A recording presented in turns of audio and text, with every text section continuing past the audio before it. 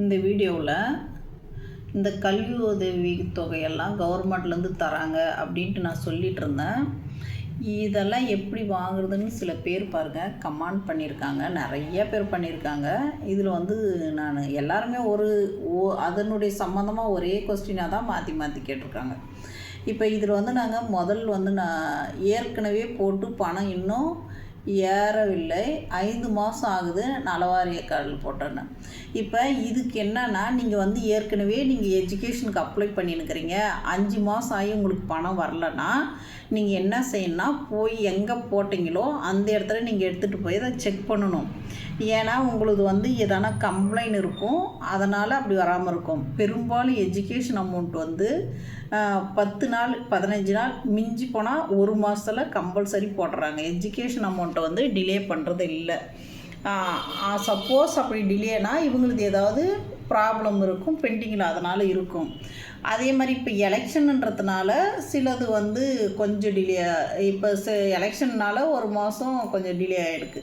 மற்றபடி உங்களுக்கு உடனே வந்துடும். அதனால் நீங்கள் போய் எந்த ஆஃபீஸில் அப்ளை பண்ணிங்களோ அங்கே போய் செக் பண்ணிக்காங்க, உங்களுடைய எல்லா டீட்டெயிலும் எடுத்துகிட்டு போய். அதே மாதிரி அதை அப்ளை பண்ணுவது எப்படி மேடம், அந்த எஜுகேஷனுக்கு அப்ளை பண்ணுறது எப்படின்னு கேட்டிருக்காங்க பாருங்கள். இதில் என்னன்னா, இவங்க முதல் கட்டுமான கார்டு போடணும். போட்டுட்டு அவங்க அந்த கட்டுமான கார்டு போட்ட உடனே குழந்தை படிக்குது அப்படின்னா அந்த படிப்புக்கான இதுக்கு பசங்க ஸ்கூலில் படிக்கிறாங்க அப்படின்னு போனோஃபைட் சான்று வாங்கணும். வாங்கிட்டு தேவையான ஆவணங்களெல்லாம் அதுவும் கூட வீடியோ போட்டிருக்கேன், என்னென்ன ஆவணம் தேவைன்னு. அந்த ஆவணத்தையெல்லாம் எடுத்துகிட்டு இவங்க அந்த ஆஃபீஸ் போனாங்கன்னா பண்ணி கொடுத்துருவாங்க. இவங்க ஆல்ரெடி கார்டு போட்ட ஆஃபீஸ் போகலாம், இல்லைன்னா லேபர் ஆஃபீஸ் போகலாம்.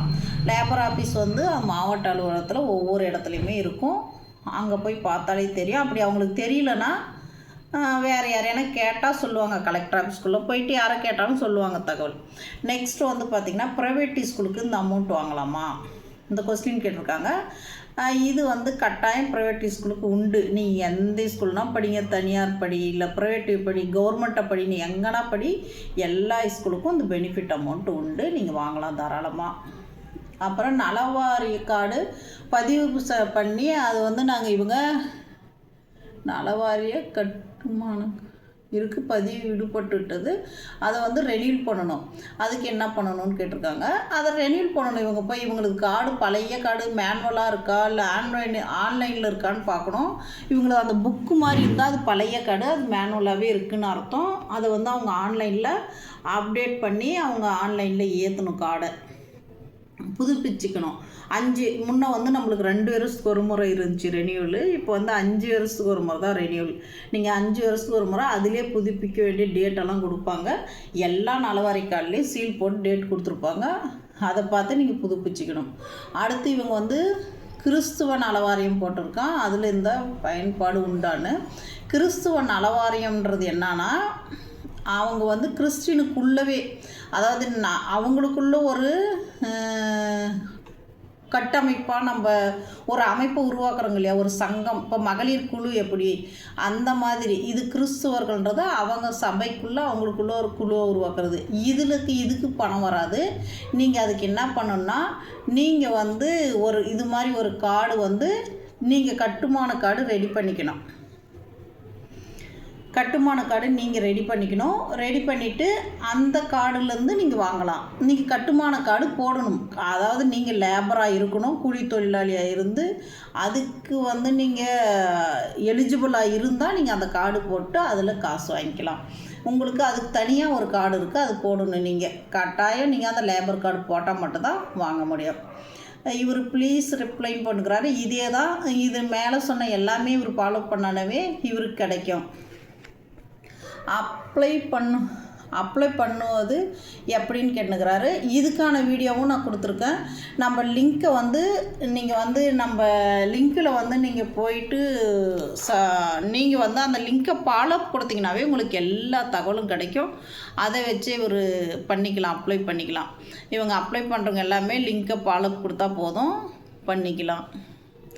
இவங்க இதுக்கு தனியாக ஒரு வீடியோ போடுறேன் நான்.